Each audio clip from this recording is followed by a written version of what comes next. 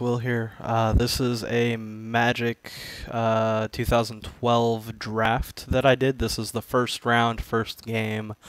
I ended up going blue-white flyers. I was a little bit more control-y than I probably should have been, but it ended up working for me. I ended up placing second, getting 2 packs out of it, so it'll make my next draft a little cheaper.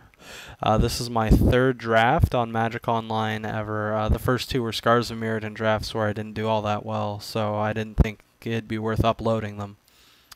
This is my second commentary ever. I ended up taking the first one down from my channel because I didn't like the quality.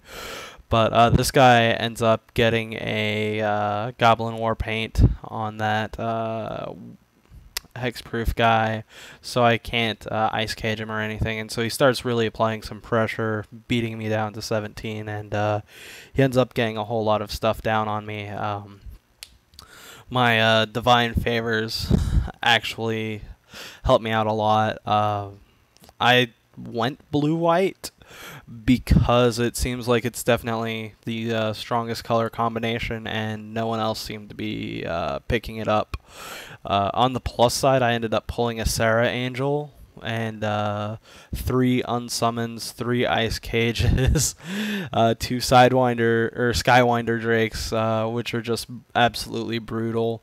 I ended up also picking up 2 flash freezes. It seemed like a lot of people like this guy went heavy green or green red. There was only one other guy that was playing white, I think, that I saw, or at least that I played against. So there I go, dropping my Skywinder Drake, and he has an Arsonist and a Scout out. That'll just start beating on me. Yeah, so M12, I definitely like it for drafting. I'm not a really strong limited player, so since it's sort of a really basic set, it makes it way easy on me to sort of pick up and really just play. So I end up taking 4 there, dropping me down to 10. I was actually pretty worried at this point, because I wasn't sure if I would be able to sort of recover from this. He drops a Piker there, which is a 2/1 for 2. It's not really a strong card.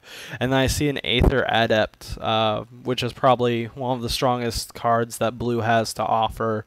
It costs 3 mana, but when it comes into play, you can return a permanent. You can a creature rather from the battlefield to its owner's hand. So it gets rid of a lot of stuff. It doesn't really help against hexproof, but luckily for us, not every single creature has hexproof in this. Then I dropped a Divine Favor on the Skywinder Drake to help protect it from like a shock or anything. That's what I was really worried about, was just it eating a shock and it just dying. So I go up to 13 and I start bringing on the pressure, bringing on the pain, and he goes down to 16. I sit pretty comfortably, and then I pass turn after I swing. The Ice Cage, what it does is it makes it so that way the creature can't attack, block, or use activated abilities. The downside to Ice Cage is once it gets targeted, the Ice Cage goes away. So he drops a War Chief there. I take 2, 4. I just drop down to 6. That's all that really matters. So I Ice Cage the Arsonists, and then I think I also Ice Cage the War Chief, which sort of saves my life here. And then I attack for 4. Because the Sidewinder Drake's completely useless as a blocker because he can only block creatures with flying, which kind of sucks, but, you know, not a whole lot you can do in that matchup. So I swing, dropping him down to 12.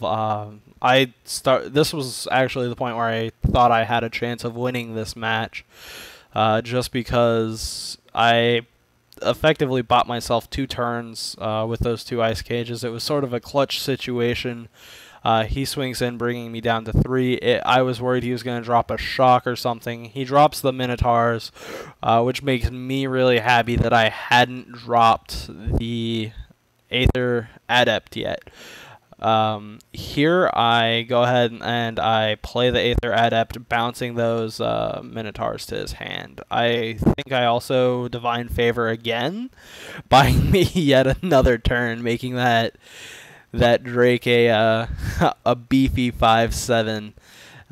He is not someone you'd want to mess with. And then I tap my mana there, and I'm still learning the ins and outs of Magic Online, but I tap out, and I'm glad it ends up staying the main combat, or the pre-combat main phase rather. Ugh, say that 5 times fast. So I bounce the Minotaur because it's it having Bloodthirst is just something I don't want to deal with. Then I swing in for 5, dropping him down to 7. And so I'm pretty sure he's worried at this point. I start to get a little confident. I still have a 2/4 Griffin that has flying and first strike. I only pulled one of those. And so I knew next turn I could drop it, and I could jump block here and then swing for the win because his creature's only a 3/3. That ends up working out amazingly in my favor. Waiting on him.